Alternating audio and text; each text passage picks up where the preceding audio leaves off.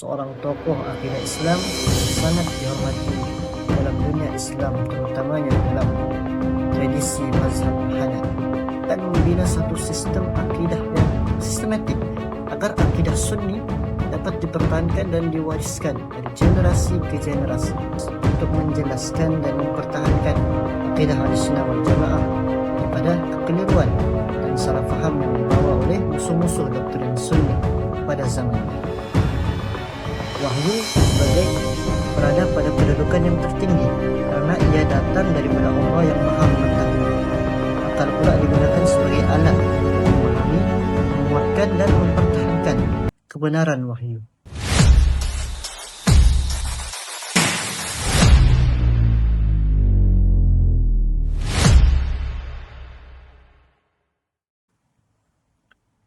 Bismillahirrahmanirrahim. Assalamualaikum warahmatullahi ta'ala wabarakatuh. Alhamdulillah rabbil alamin. Wassalatu wassalamu ala asyrafil anbiya'i wal mursalin Sayyidina Muhammad wa ala alihi wassahbihi ajma'in. Alhamdulillah, selamat datang ke video ini. Saya Muhammad Khair bin Jafri, dan pada video kali ini, pada hari ini, kita akan membincangkan tentang satu tokoh yang penting dalam sejarah ilmu akidah Islam yang memainkan peran yang besar dalam mempertahankan ajaran ahli sunnah wal jamaah daripada penyelewengan pemikiran-pemikiran. Dan tokoh tersebut ialah Imam Abu Mansur al-Maturidi, seorang tokoh akidah Islam yang sangat dihormati dalam dunia Islam, terutamanya dalam tradisi mazhab Hanafi. Tapi mengapa sebenarnya, kenapa kita perlu membincangkan tokoh-tokoh seperti Imam Al-Maturidi ini? Dalam sejarah Islam, ilmu kalam telah menjadi satu medan pertembungan pemikiran antara golongan yang mempertahankan doktrin ahli sunnah wal jamaah dan golongan-golongan aliran menyeleweng seperti Mu'tazilah, Jahmiyah, dan Qaramiyah, serta lain-lain.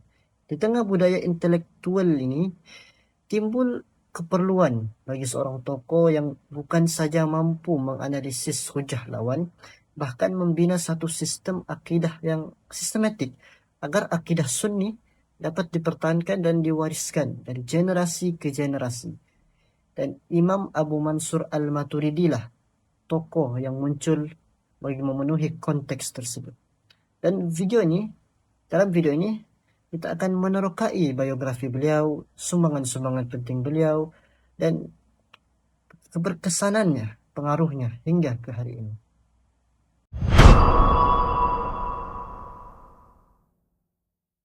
Imam Abu Mansur al-Maturidi, atau nama sebenar beliau Abu Mansur Muhammad bin Mahmud al-Maturidi as-Samarqandi al-Hanafi.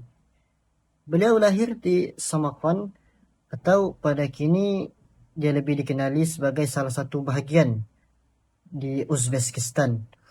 Beliau lahir pada tahun 238 Hijrah bersamaan dengan 853 Masehi dan wafat pada sekitar tahun 333 Hijrah atau bersamaan dengan 944 Masehi. Beliau adalah seorang ulama mazhab Hanafi dan ahli kalam yang mendalami isu-isu akidah, sifat Tuhan, iman, takdir, dan pertentangan antara wahyu dan akal. Imam Abu Mansur al-Maturidi radhiyallahu anhu juga dianggap sebagai pengasas usuluddin di kalangan ahli sunnah wal jamaah, dan namanya juga biasa disebut-sebut bersama dengan nama Imam Abu Hasan al-Ash'ari. Beliau membawa aliran tauhid akidah dalam fahaman ahli sunnah wal jamaah bagi menghadapi beberapa penyelewengan pada zamannya, sebagaimana yang dilalui oleh Imam Abu Hasan al-Ash'ari. Selain itu, Abu Mansur juga memiliki kedudukan yang tinggi di kalangan para pengikut Al-Maturidiyah, sehingga mereka menjulukinya sebagai Imam Al-Huda dan Imam Al-Mutakallimin. Dalam konteks pendidikan pula, Imam Abu Mansur al-Maturidi menuntut ilmu daripada beberapa guru terkemuka seperti Abu Nasr al-Ayyadi dan Abu Bakar Ahmad al-Jawzajani, dan kemudiannya mengajar serta menulis untuk menjelaskan dan mempertahankan akidah Ahlussunnah wal Jamaah daripada kekeliruan dan salah faham yang dibawa oleh musuh-musuh doktrin Sunni pada zamannya. Harus kita faham bahwa beliau hidup dalam konteks kerajaan-kerajaan Islam di Asia Tengah, khususnya di Samarkand dan sekitarnya, yang dimana pengaruh falsafah Yunani, paradigma Mu'tazilah, yang mana mereka menekankan keadilan Tuhan dan kebebasan manusia, dan berbagai lagi lah aliran-aliran pemikiran menyeleweng yang sedang berkembang pesat. Dan disinilah Imam Abu Mansur Al-Maturidi memainkan peranan besar untuk menghadapi penyelewengan-penyelewengan yang dilakukan oleh mereka. Dalam kitab Miftah As-Sa'adah wa Misbah Asy-Syiadah, Syekh Tasih Khawthari Zada berkata, ketahuilah bahwa ketua Ahlus Sunnah wal Jamaah dalam bidang ilmu kalam ialah dua orang. Seorang daripadanya ialah bermazhab Hanafi dan seorang lagi bermazhab Syafi'i. Orang yang bermazhab Hanafi itu ialah Abu Mansur Muhammad bin Mahmud Al-Maturidi, penghulu bagi petunjuk.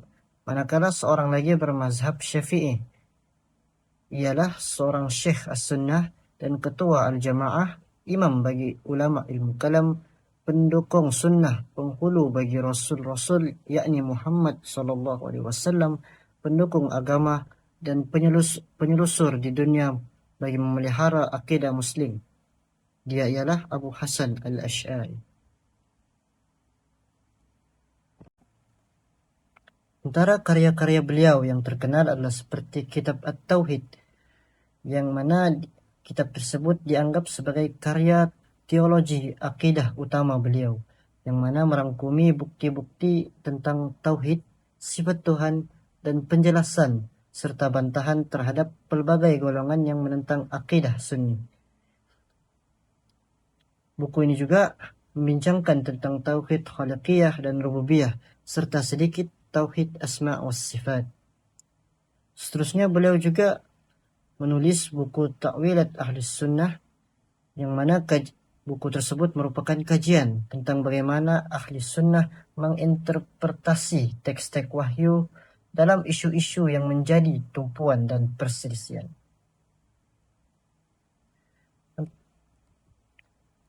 Antara karya-karya beliau yang lain adalah seperti Al-Jadal fil Usul Al-Fiqh, Ma'akharid Asy-Syara'i dalam Al-Usul Al-Fiqh, Kitab Al-Maqalat, Kitab Rad Al-Awali Al-Adilah, yang mana merupakan sanggahan atau bantahan terhadap Mu'tazilah, Rad At-Tabib fil Al-Jadal, yang merupakan sanggahan juga terhadap golongan Mu'tazilah, dan Kitab Bayan Awham Al-Mu'tazilah, yakni kitab yang memaparkan kesalahan-kesalahan pemikiran Mu'tazilah.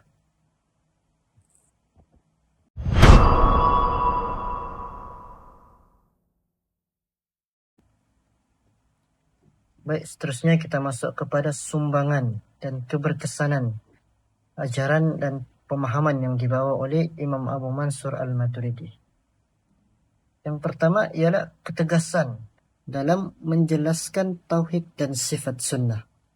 Seperti yang kita tahu dalam kitab At-Tauhid, Imam Al-Maturidi membincangkan dengan teliti sifat-sifat Tuhan, sifat-sifat Allah, seperti sifat zat dan sifat af'al.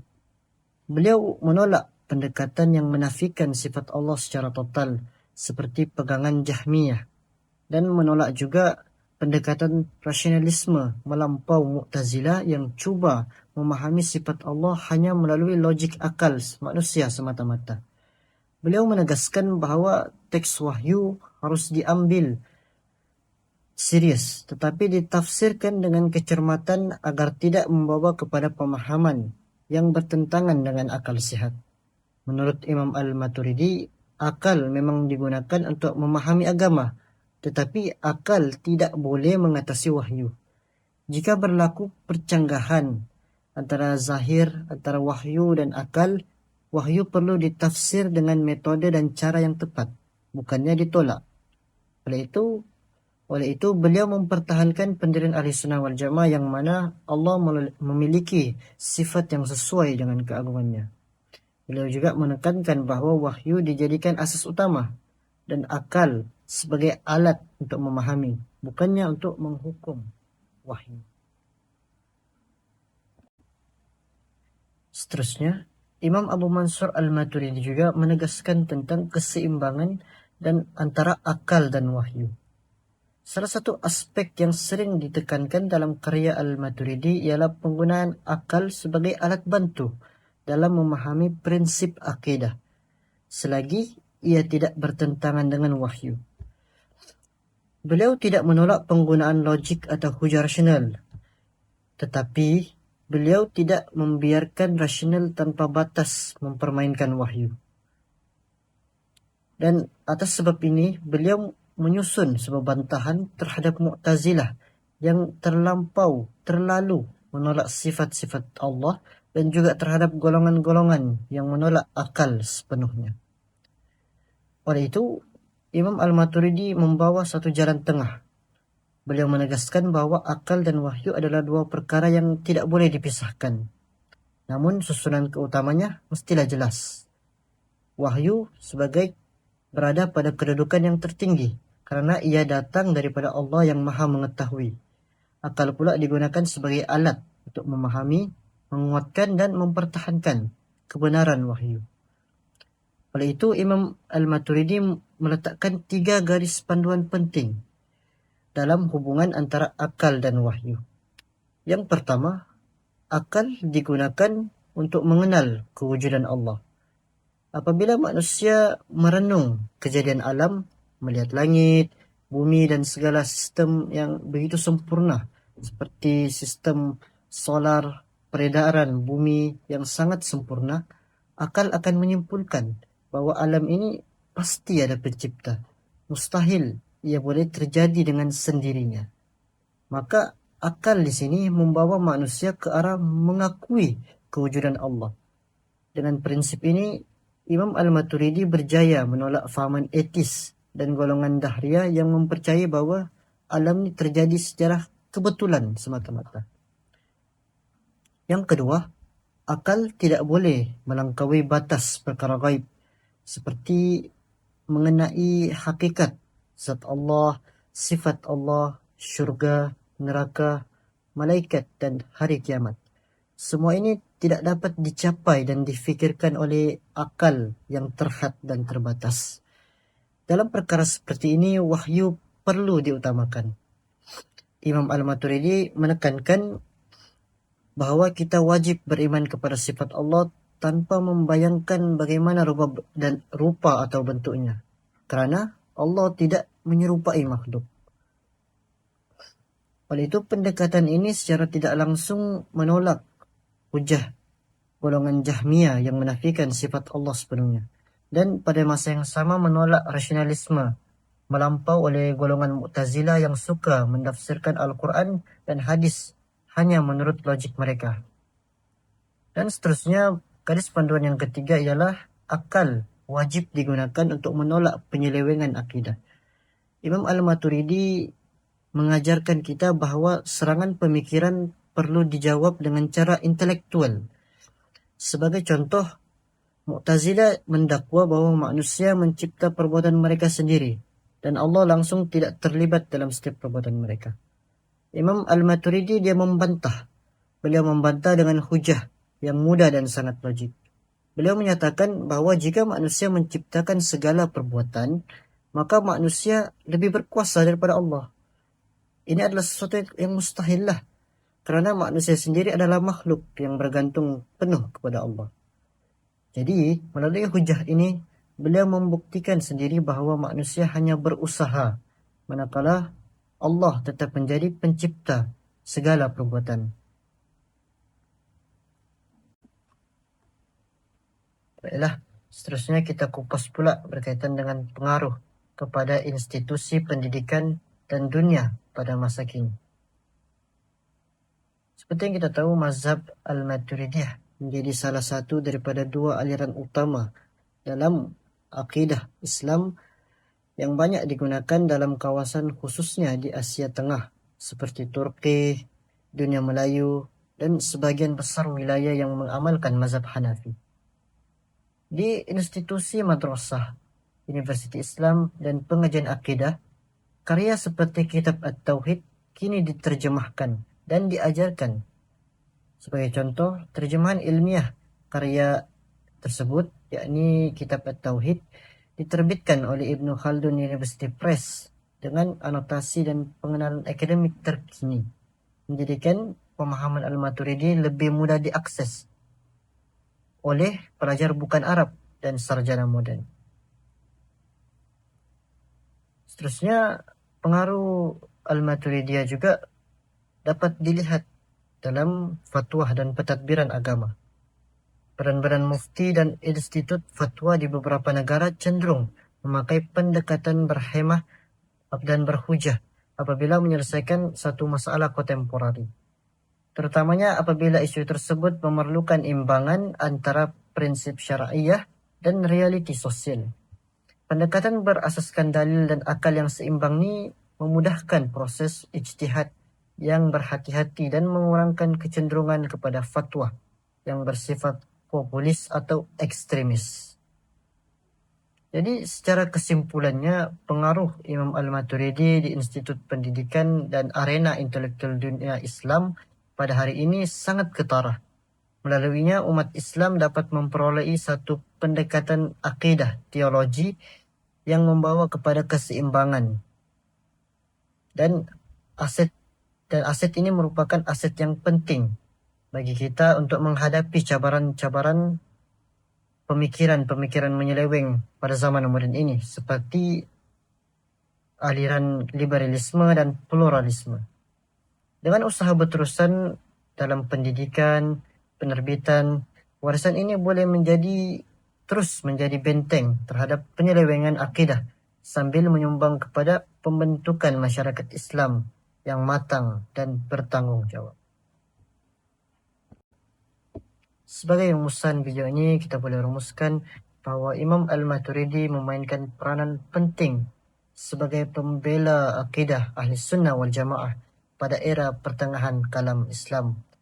Melalui karya-karya beliau seperti Kitab At-Tauhid dan Risalah-Risalah, beliau berjaya menyediakan asas akidah yang seimbang antara akal dan wahyu. Seterusnya, menangkis pelbagai bentuk penyelewengan pemikiran yang dibawa oleh pelbagai golongan aliran menyeleweng seperti Mu'tazilah, Jahmiyah, dan lain-lain.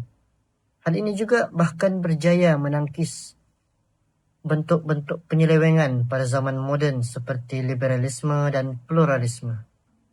Kejayaan sumbangan Al-Maturidi ini tidak hanya terhadap hal tersebut saja, ia juga mencapai keberkesanan secara pendidikan apabila mazhab Al-Maturidiyah menjadi sumber rujukan akidah yang utama bagi komuniti Hanafi di banyak wilayah.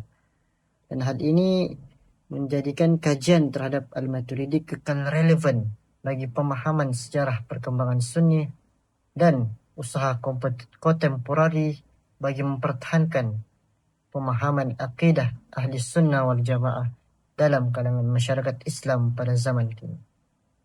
Alhamdulillah. Terima kasih kerana telah menonton video ini.